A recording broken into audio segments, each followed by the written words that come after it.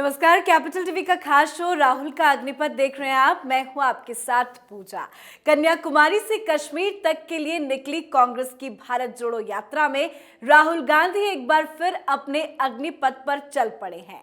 राहुल की यात्रा की यूपी में एंट्री हो चुकी है, पर उत्तर प्रदेश बेहद खास राज्य। यूपी से होकर ही दिल्ली का रास्ता जाता है। यूपी में बहन प्रियंका का तो साथ मिल रहा है राहुल गांधी को, पर कांग्रेस पार्टी की तरफ से प्रमुख विपक्षी दलों के नेताओं और छोटे दलों के प्रतिनिधियों को भी यात्रा में शामिल होने का न्योता भेजा गया था। पर अखिलेश, मायावती, जयंत चौधरी जैसे बड़े बड़े नेताओं ने यात्रा में आने से आखिर मना क्यों कर दिया? न्योता, नकार, तकरार, थैंक यू तक सब कुछ हुआ, पर राहुल की मेहनत का असर क्यों नहीं दिखा? और बड़ी बात, यात्रा में राकेश टिकैत जैसे लोग जो कहते थे हम राजनीति नहीं करते, किसानों की हक की बात करते हैं सिर्फ, और वैसे लोगों का समर्थन आखिर राहुल गांधी को क्यों मिल रहा है? आज इसी पर चर्चा करेंगे। बातचीत के लिए मेरे साथ स्टूडियो में मौजूद हैं कैपिटल टीवी के एग्जीक्यूटिव एडिटर राजीव जी। राजीव जी, बहुत बहुत स्वागत है आपका। धन्यवाद। 9 दिनों के ब्रेक के बाद राहुल एक बार फिर से जागे हैं। यूपी में एंट्री हुई है, कोई फायदा मिलेगा या नहीं? देखिए, उत्तर प्रदेश में एंट्री हुई है, लेकिन राहुल गांधी खुद भी ये महसूस कर रहे हैं कि उत्तर प्रदेश में इस बार 80 में से 0 सीटें मिलने वाली है। इस बार अगर सोनिया गांधी खुद भी चुनाव लड़ती हैं तो वो भी हार जाएंगी। पिछली बार राहुल गांधी हारे थे, इस बार सोनिया गांधी की भी हार होगी। इसलिए सोनिया गांधी पहले से ही ये माहौल बना रही हैं कि इस बार वो चुनाव नहीं लड़ने जा रही हैं। लगभग ये तय माना जा रहा है। अंतिम स्थिति में अगर कुछ बहुत बड़ा उलटफेर नहीं हुआ, सोनिया को समझाया गया, तब तक ये मान के चल रहे हैं कि इस बार वो चुनाव नहीं लड़ेंगी। उसकी जगह पर हो सकता है कि प्रियंका गांधी चुनाव लड़ लें, या राहुल गांधी यहाँ पर सिर्फ दिखावा के लिए एक सीट पर चुनाव लड़े। फिर भी वो केरल में जाएंगे, तमिलनाडु में जाएंगे, कहीं वो एक सुरक्षित सीट देखेंगे। और इसीलिए इतने बड़े स्टेट में अगर राहुल गांधी के पूरे यात्रा प्लान को देखा जाए तो अभी 8-10 दिन वो पंजाब में रहेंगे, उसके बाद एक दिन हिमाचल में रुकेंगे। हिमाचल प्रदेश में उनकी जीत हुई है पार्टी की, जो सांकेतिक जीत ही सही, क्योंकि वोट बहुत ज़्यादा नहीं बढ़ा है, सीटें बढ़ गई है, तो जीत मिली है। उससे पहले वो यात्रा पर नहीं गए, अब वो सांकेतिक तरीके से जा रहे हैं। लेकिन जम्मू कश्मीर और पंजाब में ज़्यादा समय गुजार रहे हैं। पंजाब में जहाँ की लोकसभा की 13 सीटें हैं, यहाँ पर 80 सीटें हैं, उसके लिए इनके पास 2 से 3 दिन का टाइम है। 2 दिन मैक्सिमम कहा जाए, क्योंकि 3 तारीख को एंट्री कर रहे हैं दिल्ली के बाद यूपी में घुसे, और उसके बाद 5 तारीख को वहाँ से एग्जिट कर जाएंगे। तो ये जो 2.5-3 दिन का समय है, यही बता रहा है कि राहुल गांधी को उत्तर प्रदेश से कोई उम्मीद नहीं है। पहले ही इनकी यात्रा उत्तर प्रदेश में पंक्चर हो चुकी है। अब दूसरी बात यह है कि राहुल गांधी ने अपने आप को कमजोर दिखाया। बड़े स्टेट से हार मानना, ये तो कांग्रेस के लिए बहुत बड़ी हार है। कांग्रेस तो हार चुकी है और उसको लग चुका है कि उत्तर भारत में तो उसका कुछ नहीं हो सकता। थोड़ा बहुत दक्षिण भारत में चांसेस हैं गठबंधन के साथ, और वहां पर चूंकि Bharatiya Janata party south India में बहुत बेहतर स्थिति में नहीं है।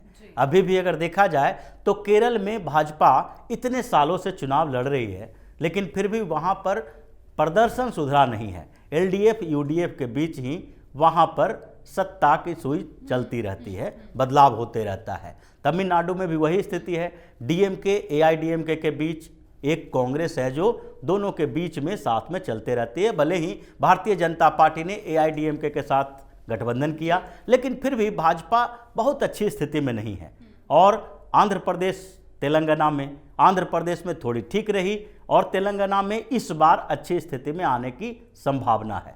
तो कर्नाटक को छोड़कर साउथ इंडिया में कहीं भी भारतीय जनता पार्टी बहुत बेहतर स्थिति में नहीं रही, और ये कांग्रेस को लगा कि वहां पर हम चैलेंज दे सकते हैं दूसरे रीजनल पार्टियों को, और इसीलिए वहां पर हम सीटें लाके ये साबित करेंगे कि हमने भारतीय जनता पार्टी को हरा दिया, जो अभी तक 2014 के बाद होता रहा है। भारतीय जनता पार्टी, कांग्रेस और दूसरी रीजनल पार्टियां, तो ये भाजपा जहां जहां पर बेहतर स्थिति में है, उसमें से 2-3 स्टेट ऐसे हैं जहां कांग्रेस वर्सेस बीजेपी होता है। चाहे राजस्थान हो, छत्तीसगढ़ हो या मध्य प्रदेश हो। और हर जगह पर भाजपा का वहाँ की रीजनल पार्टियों के साथ ही संघर्ष है, दोनों के बीच एक सामने सामने की लड़ाई होती है। कांग्रेस चौथे पांचवें दर्जे की पार्टी बन के रह जाती है। तो अब राहुल गांधी उत्तर प्रदेश में जाते हैं, पश्चिम उत्तर प्रदेश से होते हुए वो हरियाणा में चले जाएंगे। पश्चिम उत्तर प्रदेश जहां ऐसे भी कांग्रेस पूरी तरह से साफ है, अगर विधानसभा चुनाव की बात करें उस समय भी साफ रहा।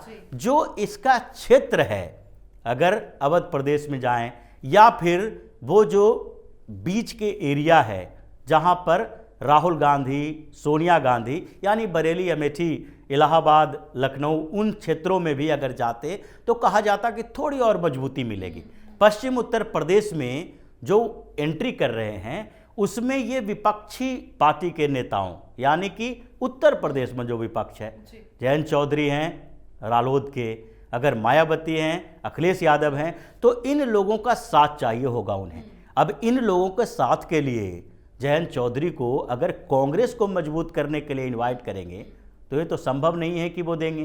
कोई अपना वोट दूसरे को ट्रांसफर कैसे कर सकता है, जबकि गठबंधन की भी कोई संभावना नहीं है। इन लोगों ने किनारा कर लिया। और तीसरी बात यह है कि जिन लोगों ने साथ दिया है उनके साथ के बाद तो अगर भारतीय जनता पार्टी भी चाहे कि इन लोगों का साथ लेकर हम चुनाव जीत जाएं तो इसके लिए संभव नहीं होगा, क्योंकि इन लोगों के प्रति आसपास के जो क्षेत्र के लोग हैं उनको नफरत हो गई है। जैसे राकेश टिकैत की बात करते हैं, योगेंद्र यादव की बात करते हैं। योगेंद्र यादव बहुत सॉफ्ट लोग हैं, ये अच्छे तरीके से बोल सकते हैं, लेकिन लोगों को इनकी चालाकी समझ में आती है। आप आम आदमी पार्टी में थे, आम आदमी पार्टी से आपको बेइज्जत करके अरविंद केजरीवाल ने बाहर निकाला। उसके बाद आपने एक स्वराज नाम की पार्टी बनाई। उसके बाद फिर भी आप अपने आप को राजनेता नहीं बल्कि सोशल एक्टिविस्ट बताने में लगे रहते हैं। जहां जहां कोई विरोध प्रदर्शन होगा आप मंच पे उछल के चले जाते हैं। उसके बाद आपकी जिसने घोर बेइज्जती की उसके खिलाफ आप एक शब्द नहीं बोलते हो। जो आम आदमी पार्टी से आपको निकाला गया, अरविंद केजरीवाल आपसे बात नहीं करना चाहता है। जो आपके इस्तेमाल किया आपका इतने दिनों तक, उस व्यक्ति के बारे में आपकी राय अलग है, आप बोलना नहीं चाहते हैं, लेकिन आप सिर्फ और सिर्फ प्रधानमंत्री नरेंद्र मोदी को टारगेट करेंगे, क्योंकि आपको लगता है कि मीडिया की सुर्खियों में बने रहने के लिए पीएम मोदी के सामने ही खड़ा होना पड़ेगा। राकेश टिकैत जो किसान नेता होने का दावा करता है, भारत जोड़ो यात्रा में शामिल होगा, कांग्रेस के पैसे से आंदोलन चलाएगा, किसानों की बात करेगा। पिछले विधानसभा चुनाव में राकेश टिकैत हो या नरेश टिकैत हो, इन लोगों ने पूरे चुनाव के दौरान ऐसा माहौल बनाने की कोशिश की कि इस बार तो योगी नहीं आएंगे, इस बार भाजपा की करारी हार होने वाली है। लेकिन हुआ क्या? उल्टा नतीजा आया, इतिहास बना दिया। उत्तर प्रदेश में ऐतिहासिक जीत हुई भारतीय जनता पार्टी की। तो इन लोगों का साथ अगर भाजपा भी ले तो उसके सामने भी चुनौतियां खड़ी हो जाएगी जीत के लिए, क्योंकि लोग इन लोगों के साथ से कतरा रहे हैं। किसानों के बीच ही इस बात की चर्चा होती है कि राकेश टिकैत किसानों के लिए नहीं बल्कि अपने लिए काम किया है और इसलिए करोड़ों की संपत्ति अर्जित किए हुए हैं, अपना चेहरा चमकाते हैं। उसके गांव के मुखिया, पंचायत समिति के लोग, ये लोग उसके खिलाफ कंप्लेन कर रहे हैं कि गांव के पंचायत की भूमि कब्जा करके रखे हुए हैं, अपना फार्म हाउस बनाए हुए, घर बनाए हुए हैं, ये वसूली करता है। ऐसे फ्रॉड लोगों का साथ राहुल गांधी को मिल रहा है, राहुल गांधी साथ भी ले रहे हैं, उनके साथ फोटो भी खिंचवाते हैं, कई तस्वीरें अब आएंगी, लेकिन इससे तो राहुल को समझ नहीं आ रहा है कि इसका इम्पैक्ट उल्टा पड़ेगा उनकी यात्रा पर। देखिए, राहुल गांधी कांग्रेस के नेता हैं और कांग्रेस इस फ्रॉडगिरी में माहिर रही है। शुरुआती के दौर से ही कांग्रेस फॉर्जरी पर ही चलती रही है। इसने राजनीति की भी तो वैसी राजनीति की जिसमें लोगों को बरगलाया जा सके, बड़ी बड़ी बातें, तुष्टिकरण की राजनीति, एक तरफा बातें करके घोटाला जो शुरुआती दौर से, चाहे आर्मी में पहली बार जो घोटाला सामने आया था, जीप घोटाला, भले ही नेहरू के टाइम से ही हो, लेकिन आप उस समय लगातार सरकार में थे तो बहुत सारे करप्शन को दबा सकते हैं, लेकिन लोगों को जानकारी से रोक नहीं सकते हैं। लोगों के जहन में होगा।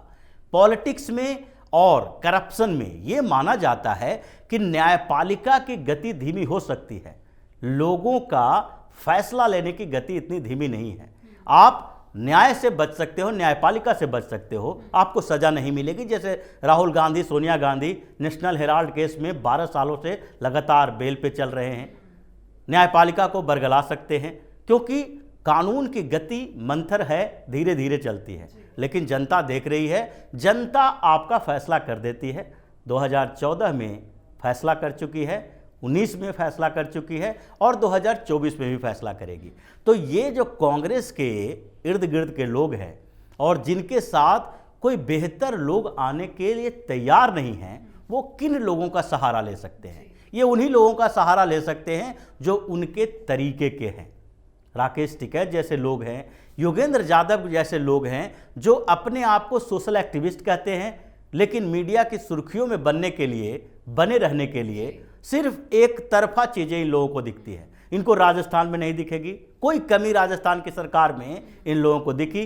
इनको छत्तीसगढ़ में कोई कमी नहीं दिखेगी जहां कांग्रेस की सरकार है। इतने दिनों से किसान छत्तीसगढ़ में भी परेशान है, राजस्थान में आंदोलन कर रहा है, लेकिन कभी राकेश टिकैत वहां नहीं गया। तो ये कांग्रेस के ही एजेंट रहे हैं, कांग्रेस के पैसे से ही योगेंद्र यादव जैसे लोग पलते रहे हैं। लगातार इन लोगों की जो एक पीढ़ी है, जिन्हें कांग्रेस को फायदा पहुंचाया, कांग्रेस ने उसको फायदा पहुंचाया है, उसको पिछले 8 सालों से कोई फायदा, कोई लाभ नहीं मिल रहा है, वो दरकिनार कर दिए गए। अब इनको किसी भी तरीके से कांग्रेस के उसी सिस्टम को वापस लाना है। तो ये तो छटपटाहट में कांग्रेस का ही साथ देंगे। इनके पास मुद्दा वही होगा, इंटॉलरेंस, मुद्दा वही होगा, सांप्रदायिकता बढ़ रहा है। तो राहुल गांधी पश्चिम उत्तर प्रदेश में जाते हैं, जयंत चौधरी अलग हो जाते हैं, राकेश टिकैत साथ में होते हैं।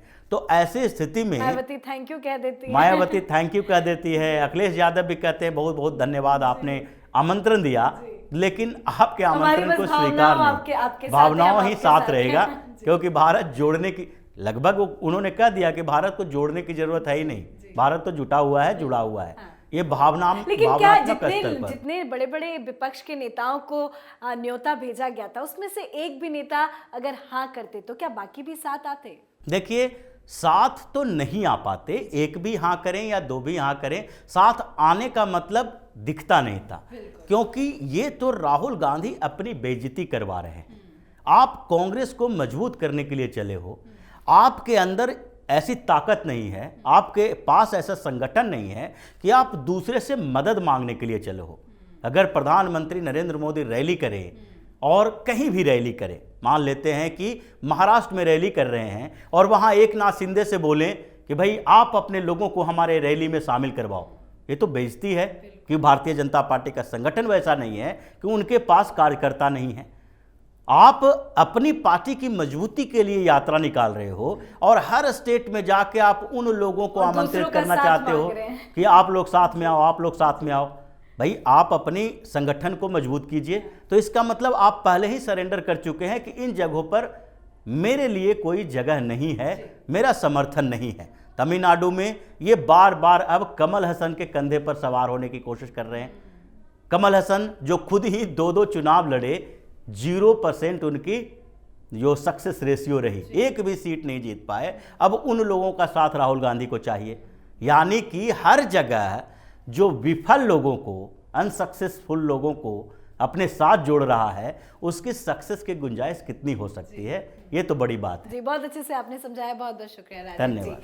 तो राहुल गांधी दम तो लगा रहे हैं पर बेदम नजर आ रहे हैं। बता दें आपको, उत्तर प्रदेश में भारत जोड़ो यात्रा 130 किलोमीटर का सफर तय करेगी और पश्चिमी यूपी के 3 जिलों से गुजरेगी। जाटलैंड में सालों से सुस्त पड़ी कांग्रेस में राहुल गांधी जान फूंकते नजर आएंगे। अपने 3 दिनों के यात्रा में यूपी के 3 लोकसभा सीटें और 11 विधानसभा क्षेत्रों की साधने की पूरी कोशिश करेंगे। कांग्रेस की कोशिश है कि यात्रा के जरिए उत्तर प्रदेश में अपनी ताकत दिखाने के साथ ही विपक्षी एकता का अवसर भी इसे बनाया जाए।